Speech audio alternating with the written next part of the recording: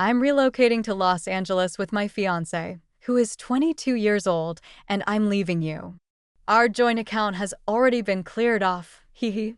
Sitting at my home office in Austin, Texas, on what had begun as a perfectly normal Tuesday afternoon, I gazed at the text message on my phone. Before the truth hit me, the words appeared to blend together for a brief second. It was a text message with a funny acronym at the end, summarizing 15 years of marriage. Amanda Griffin is my name. I'm 41 years old and employed at Sundale Financial as a financial advisor. For the last 10.5 years, I felt that my marriage to Trevor was strong and that we were creating a life together.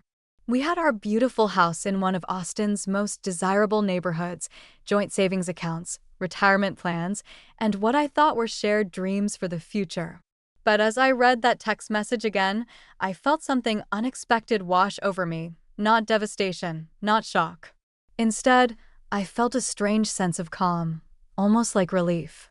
Because while Trevor thought he was delivering a crushing blow, he had no idea what he had actually just walked into.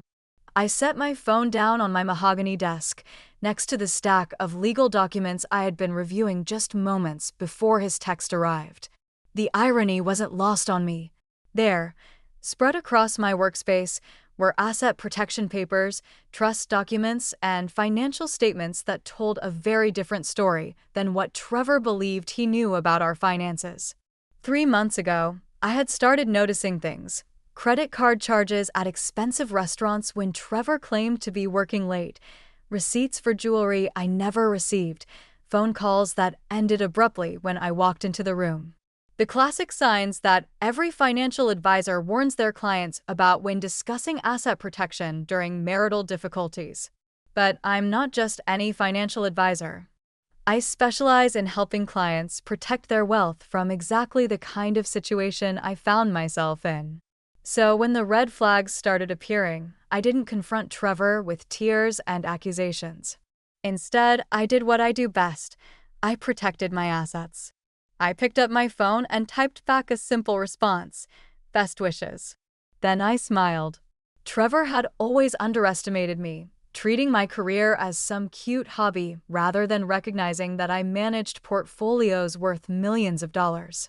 He never paid attention to the complex financial structures I created for my clients, never bothered to understand the sophisticated asset protection strategies I implemented daily. What he was about to discover was that his wife wasn't just good at protecting other people's money. I had been protecting ours, too, just not in the way he thought. I leaned back in my leather chair and thought about how we had gotten to this point. Trevor and I met 16 years ago at a barbecue hosted by mutual friends. He was charming, confident, and worked in commercial real estate. Back then, I was just starting out at Sundale Financial, eager to prove myself in a male-dominated industry. Our courtship was traditional and sweet. Trevor would surprise me with flowers, take me to nice dinners, and talk about building a future together. When he proposed after a year of dating, I felt like I was living in a fairy tale. We bought our house 2 years later, a stunning 4-bedroom in Tarrytown with mature oak trees and a view of downtown Austin in the distance. For years, everything seemed perfect. We hosted dinner parties, took vacations to Europe, and talked about starting a family someday. Trevor's real estate business was doing well, and my career was steadily climbing. We pooled our resources, opened joint accounts, and made what I thought were mutual financial decisions. But looking back now, I could see the subtle signs I had missed. Trevor always deferred to my expertise when it came to investments and long-term planning, but he never seemed genuinely interested in understanding our financial picture. He would nod along when I explained portfolio allocations or tax strategies, but his eyes would glaze over. I thought he trusted my judgment. Now I realized he simply didn't care, as long as money was available when he wanted it. The first real crack in our marriage appeared about 18 months ago. Trevor started working longer hours, claiming he was pursuing bigger commercial deals. He became secretive about his phone and protective of his laptop. When I suggested we update our estate planning documents, he kept postponing the appointment with our attorney. Then came the spending changes. Our joint credit card statements showed charges I didn't recognize, expensive dinners at restaurants we had never been to together, hotel stays in Dallas when Trevor claimed he was meeting clients locally. When I asked about these expenses, he became defensive, accusing me of not trusting him and being too controlling about money. That's when my professional instincts kicked in. In my work, I had seen too many cases where one spouse discovered their partner was planning to leave, only after significant financial damage had been done, retirement accounts emptied, properties sold without proper documentation, credit lines maxed out. I had helped countless clients rebuild their lives after such betrayals, and I had learned to recognize the warning signs. So, 3 months ago, when Trevor's behavior became undeniably suspicious, I made a decision. I would protect myself the same way I protected my clients, quietly, methodically, and completely legally. The process of protecting our assets began with a simple phone call to my attorney, Patricia Walsh, who specialized in family law and asset protection. Patricia had been a friend since law school, and I trusted her completely. Over lunch at a quiet cafe downtown, I explained my suspicions about Trevor's behavior. "Amanda, you're right to be proactive," Patricia said, stirring her coffee thoughtfully. "Too many people wait until it's too late to protect themselves." "What exactly are you thinking?" I outlined my plan. We would establish irrevocable trusts to hold our major assets, including the house, our investment portfolios, and my retirement accounts. Since I had been the primary income earner for the past 5 years due to my success at Sundale Financial, and since Trevor had been financially dependent on my earnings for most of our major purchases, we had legal grounds to structure these protections. The key, Patricia explained, is that these aren't hidden assets. Everything will be properly documented and completely legal. We're simply ensuring that marital property is protected from dissipation or fraudulent transfer. Over the next 2 months, we systematically moved assets into protected structures. The house, which had been purchased primarily with my income and was titled in both our names, was transferred to a trust with me as the primary beneficiary. Our investment accounts, which totaled nearly $800,000, were restructured into protected trusts. My retirement accounts, worth over $400,000, were secured with additional beneficiary protections. The beauty of the strategy was that Trevor never noticed. He had never paid attention to our financial statements, always leaving the boring money stuff to me. When bank statements arrived, I reviewed them. When investment documents needed signatures, I handled them.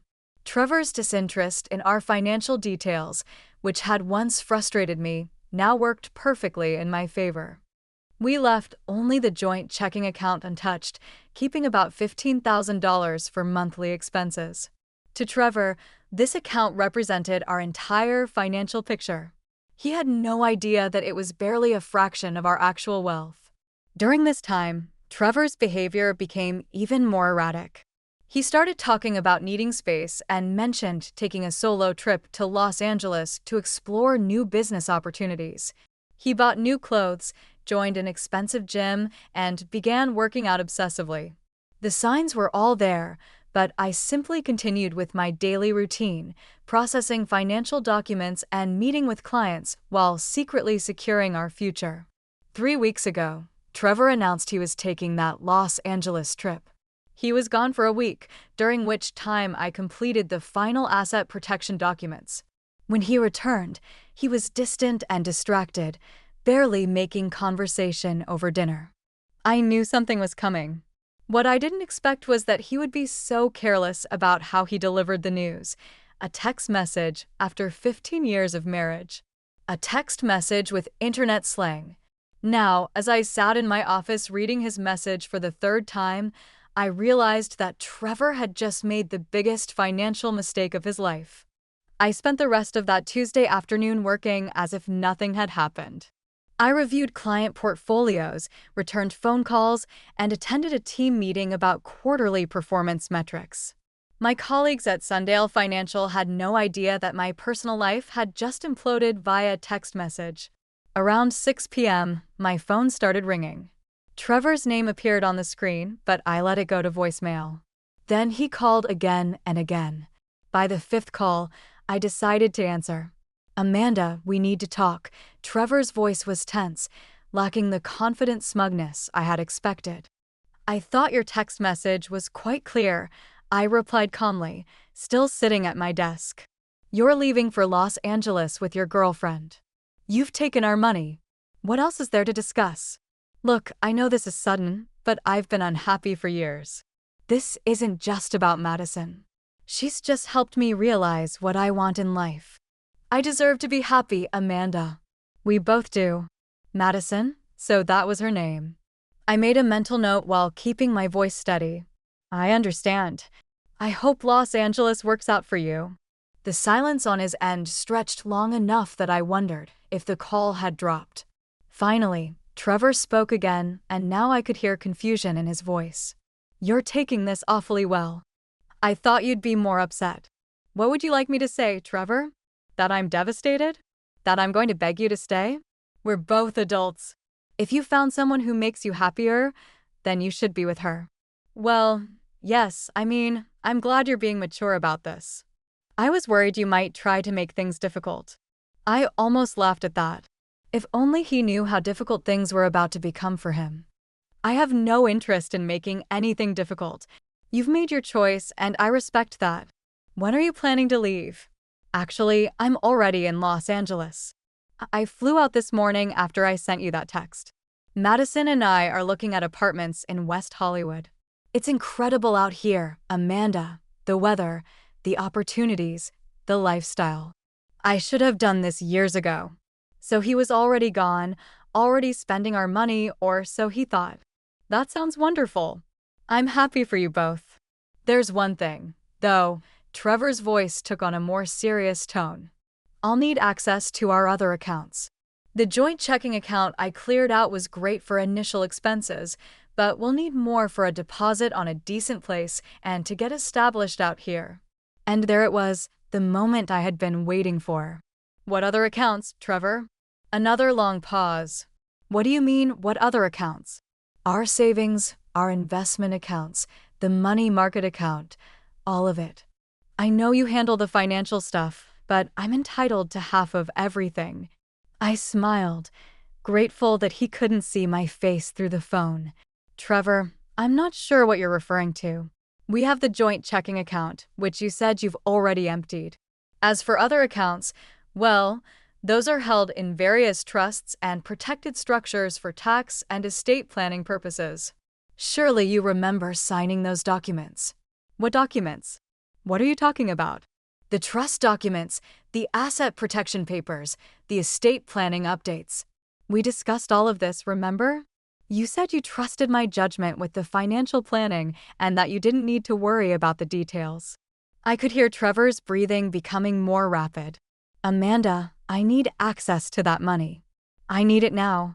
"I'm afraid that's not how trusts work, Trevor. Those assets are protected and can't be arbitrarily distributed. Perhaps you should consult with an attorney about your options." The next morning, I woke up in my beautiful, now legally protected house and went through my normal routine: coffee, news, shower, dressed for work in my favorite navy suit. It was Wednesday, and I had a full schedule of client meetings ahead of me. My phone had been buzzing all night with calls and texts from Trevor, but I had turned it to silent mode. When I finally checked it over breakfast, I found 17 missed calls and a string of increasingly frantic text messages. "Amanda, call me back now. This is ridiculous. I need access to our money. You can't do this to me. We're married. I know you're just trying to punish me. This is childish. Madison and I are stuck in a hotel. Do you know how expensive LA is? Call me back, or I'm getting a lawyer." I deleted the messages without responding and headed to work. At Sundale Financial, I had a busy morning reviewing portfolios for 3 high-net-worth clients. Ironically, one of them was going through a divorce and needed advice on protecting assets from a spouse who had been secretly draining their accounts. I was able to speak from recent personal experience about the importance of proactive financial planning. Around lunchtime, my assistant buzzed my office. "Amanda, There's a Trevor Griffin online too. He says he's your husband, and it's urgent. Please tell him I'm in meetings all day and cannot take personal calls during business hours, I replied. If he continues calling, please inform him that he can reach me through my attorney. An hour later, Patricia Walsh called. Amanda, I just got an interesting call from a lawyer in Los Angeles named Bradley Henderson. Apparently, he represents your husband now. He was asking about the asset protection structures we put in place. That was fast. What did you tell him? The truth, that all assets were properly transferred into legal trust structures over the past 3 months with proper documentation and your husband's implied consent. I also mentioned that since Trevor never objected to these arrangements during the planning process, and since they were established well before any divorce proceedings, they're completely valid. What was his response? He tried to argue that Trevor wasn't aware of the full implications of what he was signing. I reminded him that ignorance of legal documents that one signs is not grounds for invalidating them, especially when the spouse in question actively chose not to participate in financial planning discussions. I smiled. Trevor had always been proud of his hands-off approach to our finances, bragging to friends that he was lucky to have a wife who handled all the boring money stuff so he didn't have to worry about it. That attitude was now working against him in spectacular fashion. There's more, Patricia continued. Mr. Henderson mentioned that Trevor is currently staying in a hotel in West Hollywood that costs $400 a night. Apparently, he and his girlfriend expected to be living in luxury by now. For $100 a night? How long can $15,000 last at that rate? Not long, especially when you factor in meals, car rental, and all the other expenses of relocating to one of the most expensive cities in the country. I'd estimate Trevor has maybe 2 weeks before he's completely broke. That afternoon, I received an email from an address I didn't recognize. The subject line read, "From Madison." Curious, I opened it. Dear Amanda, I know this is awkward, but Trevor told me you're being unreasonable about the divorce settlement. I just want you to know that we're not trying to hurt you. We're in love, and we want to start our new life together. Can't you please just let us have what we need to be happy? Trevor says you have plenty of money, and this won't even affect you. Please consider being generous. Madison. I stared at the email for a long moment, then deleted it without responding. By Friday of that week, the situation had escalated dramatically. Patricia called me at work with an update that made me glad I was sitting down. Amanda, Trevor's attorney filed an emergency motion for temporary spousal support and access to marital assets. They're claiming financial hardship and arguing that you've hidden assets to prevent him from accessing his fair share of the marital estate. Can they do that? They can try, but they have several problems. First, all the asset transfers were completed months before Trevor announced he was leaving, which demonstrates that this wasn't done in anticipation of divorce. Second, Trevor had full knowledge of our financial planning activities and chose not to participate. Third, and most importantly, he emptied the only jointly held account and explicitly stated in writing that he was taking the money and leaving. I thought about Trevor's text message, still saved on my phone. So his own text message works against him? Absolutely. When someone declares they're leaving and that they've cleaned out the shared account, it's hard to argue later that they're being denied access to marital funds. He literally bragged about taking the money. That evening, my phone rang again. This time, it was a number I didn't recognize with a Los Angeles area code. I almost didn't answer, but curiosity got the better of me. Amanda, this is Madison. Please don't hang up. Her voice was young, nervous, and carried a slight southern accent. I remained silent, waiting for her to continue. Look, I know you probably hate me, and I understand that, but Trevor is really struggling right now. Our hotel kicked us out yesterday because his credit card got declined. We're staying at a motel now, and it's really scary. Trevor says you're doing this to punish him, but I just don't understand why you won't help us. Madison, I said calmly, I'm curious about something. How long have you and Trevor been together? About 6 months. We met at a real estate conference in Dallas. Trevor was so charming and sophisticated, nothing like the guys my age. He told me he was in an unhappy marriage and that you two were already basically living separate lives. 6 months. Trevor had been planning his exit strategy for half a year while I had been planning my asset protection strategy for 3 months. The timeline was becoming clearer. Did Trevor tell you about our financial situation? He said you were wealthy, that you had investments and property worth millions. He said once he left you, we'd be able to live really well in Los Angeles. He promised we could get a nice apartment in Beverly Hills and that I could focus on my acting career without worrying about money. I felt a pang of sympathy for this young woman who had been fed the same lies I had been living with for months. Madison, I need to ask you something, and I hope you'll be honest with me. Did Trevor ever mention that our money was held in trusts? What are trusts? He just said you handled all the financial stuff and that he'd get his share when he divorced you. He made it sound simple. So Trevor hadn't just lied to me about the affair. He had also lied to Madison about his ability to access our assets. She genuinely had no idea what kind of financial situation they were actually in. Madison, I think Trevor may have misled you about several things. The money he took from our joint account is likely all he'll have access to. The rest of our assets are legally protected and cannot be simply withdrawn or divided. The silence on her end stretched so long I thought she had hung up. Finally, she spoke, and her voice was much smaller than before. Are you saying we're broke? I'm saying Trevor should have been more honest with you about our actual financial arrangements. The following Monday morning, I was reviewing quarterly reports when my assistant informed me that Trevor was on line 1, calling from yet another Los Angeles number. Amanda, this has gone far enough. His voice was strained, lacking any of the confident arrogance from his initial text message. I need money, and I need it now. Madison and I are living in my rental car. Do you understand that? We're homeless. I set down my pen and leaned back in my chair. Trevor, I'm sorry to hear about your difficulties, but I'm not sure how I can help you. You made your choice to leave our marriage and move to Los Angeles. These are the consequences of that choice. Don't give me that. You deliberately hid our money. You planned this whole thing. I protected marital assets through legal estate planning structures, just as I do for my clients every day. You had every opportunity to participate in those discussions, but you chose not to. You said, and I quote, that you trusted my judgment with financial matters. I want a divorce, Amanda, but I want my fair share. Then file for divorce, Trevor, but understand that the assets you're referring to are no longer marital property in the traditional sense. They're held in irrevocable trusts with specific distribution requirements. What does that mean? It means you should have paid attention during our financial planning meetings instead of watching television.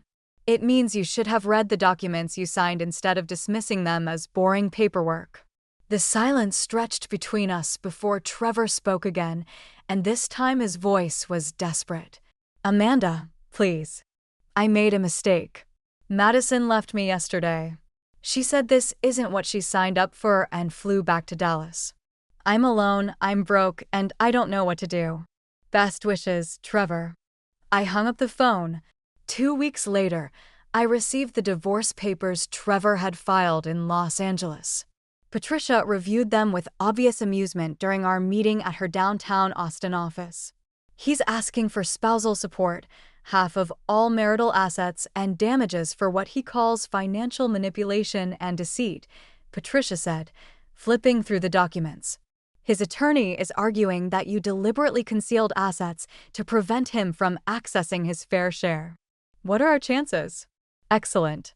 Trevor's own text message acknowledging that he cleaned out your shared account demonstrates that he had access to marital funds and chose to take them when he left. The fact that he didn't understand the full scope of your financial planning doesn't invalidate the legal structures we created. Patricia pulled out a thick folder. I've prepared our response. We're counterfiling for divorce here in Austin, where we have jurisdiction since this is where you reside and where the marital home is located. We're also requesting that Trevor return the $15,000 he took from the joint account, plus interest. Can we actually get that money back? Probably not, but it establishes our position that he was the one who inappropriately accessed marital funds, not you. A month later, Trevor called one final time. His voice was different now, defeated and hollow. Amanda, I'm coming back to Austin. I can't afford to stay in Los Angeles anymore, and my attorney says the divorce will be easier to resolve if we're in the same state. That's your choice, Trevor. I want you to know that I understand now what you did. It was brilliant. Actually, I completely underestimated you.